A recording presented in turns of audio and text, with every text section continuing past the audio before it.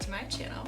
Today, you can see that I have no makeup on my face because I'm going to be walking you guys through my 10-minute no makeup routine.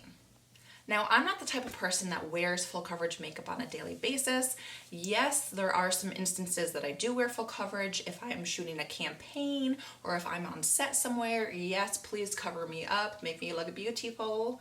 But on a daily basis, I want to have something that's light but also makes me look polished. So I'm going to walk you guys through the products that I use and how I apply everything in hopes that you guys will take these products and tips and implement them into your own daily routines. So let's get into it. Okay, you guys, first thing is first. Do not go any further without washing your hands before you apply your makeup. And please, please, please stop touching your face with your hands. Please, for the love of God, wash your hands before you apply your makeup. And that is an order, okay? Alrighty then, so the very first product that I use morning and night is called HERAUX. And HERAUX is a molecular anti-inflammaging serum. And there's a lot of science behind this. I know that they patented something in here, and I'm going to put the description of what this actually does in the box below. It's a little bit, too scientific for me to be able to regurgitate to you guys, but it is making me look fresh and rejuvenated every single day, and I will definitely drop the link below for you guys to check it out. Now, I only do one pump in my hand, like so. And I know this sounds really silly, but I like to mix it with a little bit of water because it just spreads a little bit easier on my face. So the very first product that I'm going to be using is this Kiehl's Moisturizer with SPF 30. So that way I don't have to apply SPF separately. So I'm going to start with a very small dollop, about a dime size worth, like so. I'm going to mix my foundation, which is the Makeup Forever HD, and this is color, for reference, R370, and this is Invisible Coverage Foundation, so it's not heavy, it's not full coverage. And I'm going to squirt one pump, just like that. And what I do is I mix them in my hand and apply like I would my moisturizer. Down my neck to make sure that there's no lines and it's blended nicely. I don't get too much around my eye, my under eye. I don't want my mascara to run. Make sure I get into my hairline and make sure that, again, that it's blended into my neck.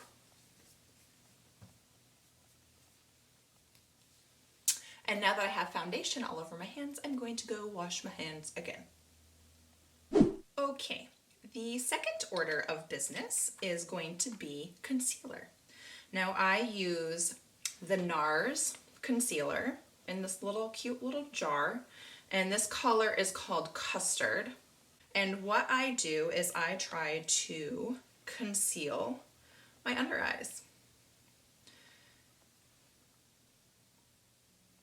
And I just take a little bit of the jar on my middle finger, like so, and I just tap around my eye. And I usually do above my eyelid, and I try to, as you guys can probably see, this little bag that I have underneath my eye, I try to cover that up as much as possible. I think that looks pretty good. Okay, very subtle, but does the trick. Next up, it's time to get bronzed. So I use this product from Chanel. It's called Soleil Tan de Chanel. It sounds very fancy because it is, but it's one of my favorite products. It is a cream-based foundation, so it's not a powder. And the reason why I like this is because it doesn't sit on top of my skin. And so what I do is I just, you know, circle it up a little bit and then I apply. I usually just apply a little bit to my cheeks, kind of just wherever the sun is supposed to hit me. So like on my forehead, back down to my cheeks. This is a very subtle product. Obviously you guys can build if you want. It's very, very subtle. And then I usually go down around my jawline. It gives me a little bit more definition, and then I like to also blend down my neck. Don't ever forget that step. We want to make sure that our face and the rest of our body look similar. And one other tip, you guys, that a lot of people forget is doing your ears. So if your ears are exposed like mine are right now in this high bun, we want to make sure that our ears get got as well. Okay, so that's pretty much all I do for my bronzer. The brush that I use with my bronzer is brush number 55. It's a Sephora brush.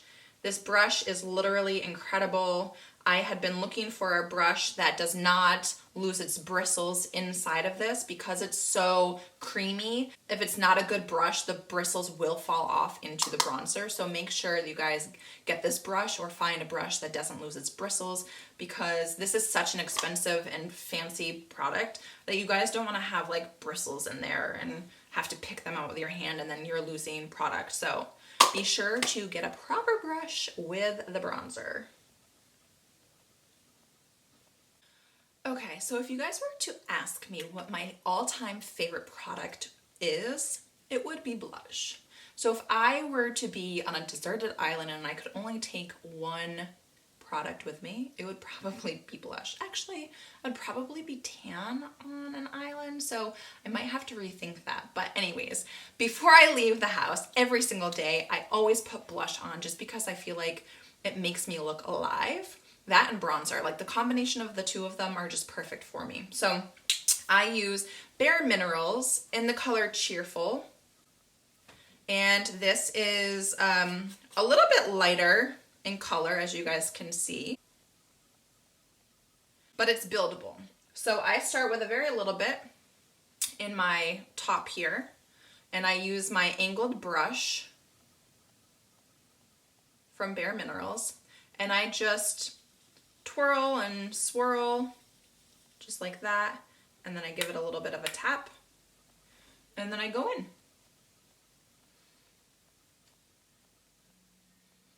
And I have heard actually from many makeup artists, so I get my makeup done a lot on set, and they always tell me like, don't ever do this when applying blush. I don't know why, but all you really do need to know is that you just apply it from your cheekbone almost all the way up to your hairline. Just like that. And then I like to put a little bit above my eyes. It gives me a tiny bit of color above my eyes, and I just pat it on my forehead. I don't really know why I do that. Probably just to try to use all the product in my brush. Okay. Pretty good. It's transformed me. Having a little bit of blush, a little bit of color on my cheeks, it's like making me a new person, and I love it. All right, y'all. It's time to get down and dirty because we are about to go into my eyebrows. And I must tell you that I got my eyebrows microbladed because, as you guys can see, I have splotchy, sparse, thin eyebrows. And as you guys can see, I'm trying to grow them in, which has been quite the challenge. But however, I got them microbladed 6 years ago before microblading was even a thing. I read some like article in like Vogue or like Allure or some magazine, and this woman had gone out and gotten her eyebrows microbladed at this like hole in the wall mom and pop shop. It's actually in the back of a hair salon. I probably should have rethought that after I walked in the door. But she said that she went and got them done and it changed her life. And I was like, this is exactly what I need. My eyebrows suck. I over tweezed them at 12 years old. I wish somebody had just taken the tweezers from me. But now I can't grow them anymore. The hair is just not growing. And so I thought microblading was going to be my saving grace. And it was for about 2 years until I was left with a scar. A scar underneath my eyebrows. A red scar at that. So let me show you what I'm talking about. Okay, I have red scars underneath both eyebrows. So I don't know what to do about this. I obviously have to cover it every single day, which is so annoying because I feel like eyebrows are the most important part of our face and it really kind of just defines our face. And so I am trying everything to grow them out, trying a new growth serum. But anyways, I say all that to say, it's time to fill my brows. And I use Anastasia Dark Brown Brow Powder Duo. Okay? Ew, it's a little dirty. Okay, so what I do is I do this duo, and I think that they had this like light color. It's supposed to be apply like towards your nose, and then like the darker side is supposed to be, you know, applied throughout the rest of your eyebrow. It's supposed to give it like some ombre effect. I don't really do it like that, and that's okay. So what I do is I take the brown side, pat it a little bit, and then the light side and I pat it a little bit, and I just kind of mix them. Here we go. Okay, so I start just by ever so slightly following the line. I don't really create like a new shape. I'm just following the shape of what God has given me. And I just follow it. And I mean, even just that is like game changing. You know what I'm saying? All right, so I'm gonna go back in and get a little bit more product for the other side.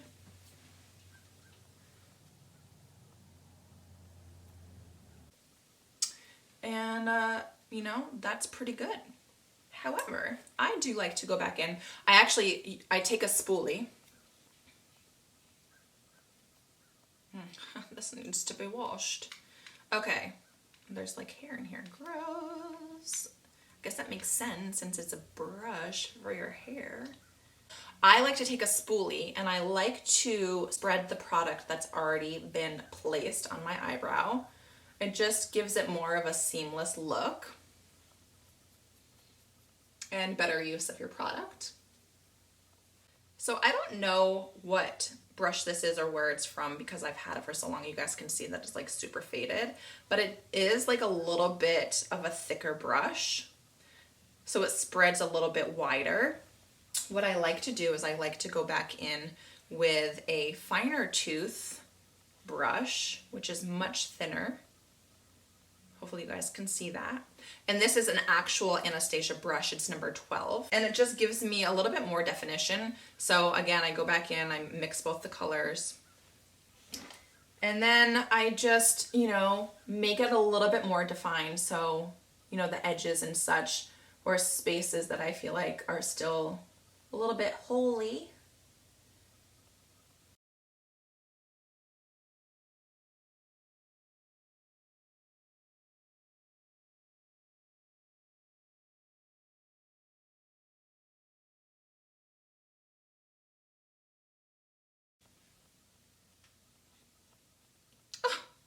This side is so much higher than this one. Oh God. Okay, well, I must tell you that I have tried my entire life to make my eyebrows identical. And I hate to break it to you, but it's just not gonna happen. And if you do have identical, symmetrical eyebrows, good for you. But for the rest of us, we don't got them. And that's just something that I've learned to love about myself. It's all about self-love. All right, so that's not so bad. A little bit of powder goes a long way, and I suggest if you do not have a powder brow filler or any sort of brow filler that you should invest in it. It will change your face significantly. we're gaining on it, guys. 2 more steps and then we're done. And if I didn't talk so much, this would be a 10-minute video. But since I talk so much, it's probably really long. So anyways, let's go ahead and curl our eyelashes with this gold number right here. A lot of people are scared to do this, but I think I'm just so used to it that it doesn't faze me at all. And so what I do is I go in and I usually just pulse a little bit, a few times, and then I hold.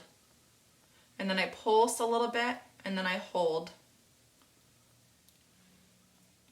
Okay? You guys can see the difference. Now, I normally use Superfan by Smashbox. This is color black, but I've recently changed. I've recently changed to Monsieur Big by Lancome. And so sometimes it depends on what kind of mood I'm in. I'll use Smashbox, but today we're gonna do Lancome.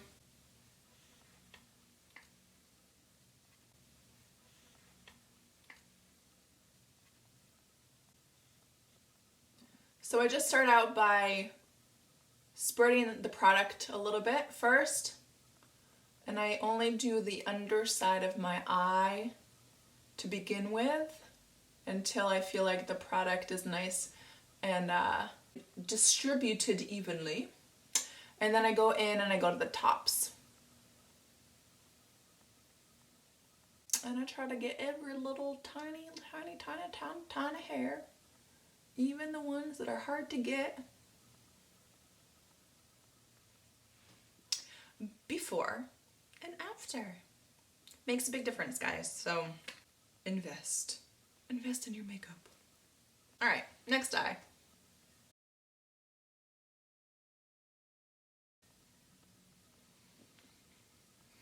Okay, so I usually just wait a couple minutes or two to let that dry because I want to go back in and get the lower lashes, but I don't want to transfer the mascara onto my eyelid, so I'm gonna wait for it to dry.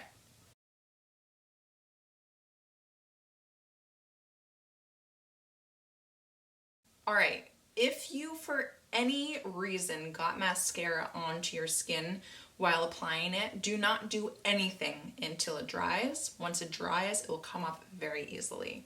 So I have a couple of spots underneath my eyes. I'm gonna let it dry, and then I'll go back in and take a spoolie and it will come right off. I'm going in with a clean, dry Q-tip, and I'm going to get the mascara off of my skin. Comes right off. And I did get a little bit of on my eyelid, and so I'm just gonna go back in.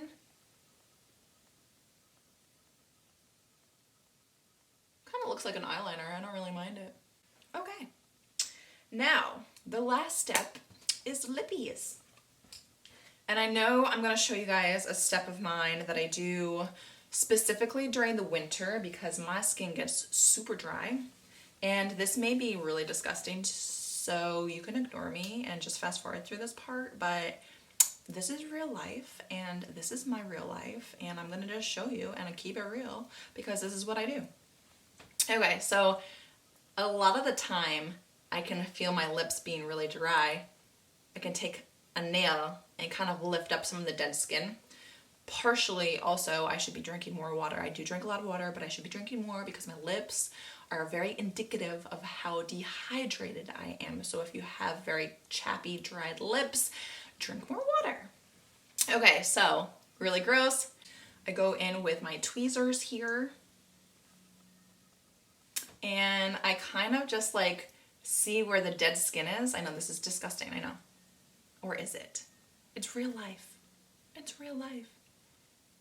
And as you guys can see, there's like one spot right here that's flaking off. And because I don't really have, my nails are like, they're okay. I've got some short, some long. It's hard to like pick it off, peel it off, because when you apply your lipstick, I don't want that to be seen. So I take my tweezer, and I know that it's dead, right? Because it's flaky. And I just peel it off. Let's see if I can show you this a little bit closer. See? See that right there?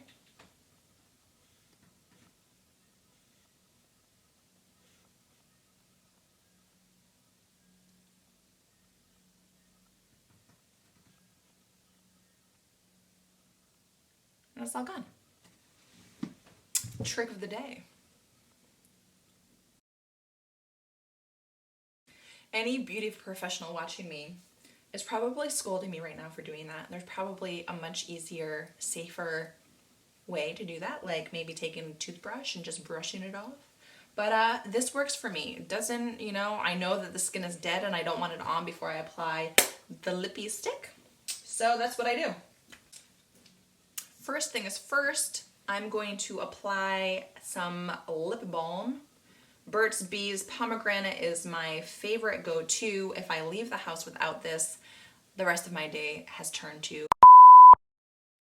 I need to have this all the time. It is the most moisturizing. It gives me a tiny bit of color, not much, but it doesn't cake up like in the inside of my lips.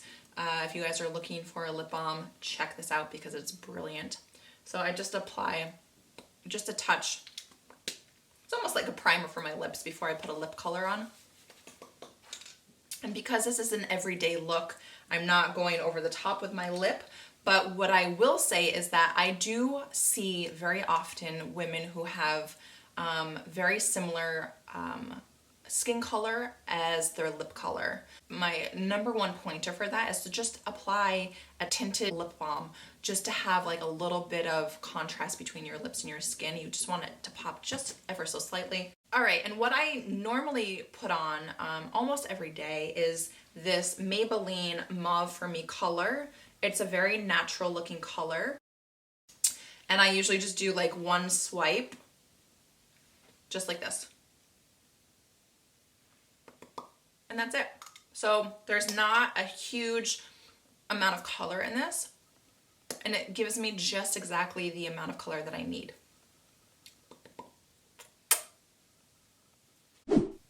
Okay guys, so that wraps up my 10-minute no makeup look. I think this is like a great everyday look. It's like very natural looking, but it gives you a little bit of, you know, polishedness. Yeah, polishedness. Anyways, let me know if you guys have any comments. I've dropped all the products that I've used below, so be sure to check those out. Thank you for your support. Like this video or subscribe. Either one is good with me. And yeah, until next time.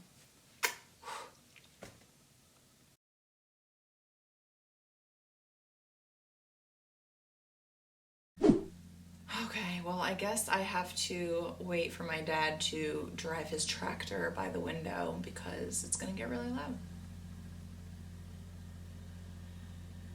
Yep. Oh, so he's just gonna stop there and not turn off his engine? That's cool. Okay, there he goes. Off he goes. Okay, yes, my dad has a tractor. They have 16 acres of land. Is it quiet enough? No, gotta wait.